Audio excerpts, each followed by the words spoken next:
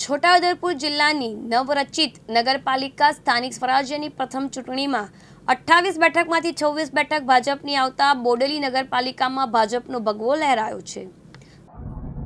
નમસ્કાર। બોડેલી નગરપાલિકા જે નવરચિત નગરપાલિકામાં ઉમેદવારી જે 28 સભ્યોએ કરેલી છે।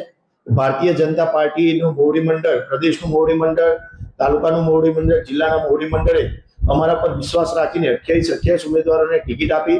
અમે જંગી બહુમતીથી જીતા છીએ। 28 માંથી 26 ઉમેદવારો અમે વિન થયા છે અને અમે મોવડી મંડળનો આભાર માનીએ છીએ કે અમારા પર વિશ્વાસ રાખીને અમને ટિકિટ આપી અને અમે પ્રજાની સામે ગયા। ભારતીય જનતા પાર્ટીએ કરેલા કામોના આગળ વાત કરી, લોકોએ અમારી પર વિશ્વાસ રાખ્યો।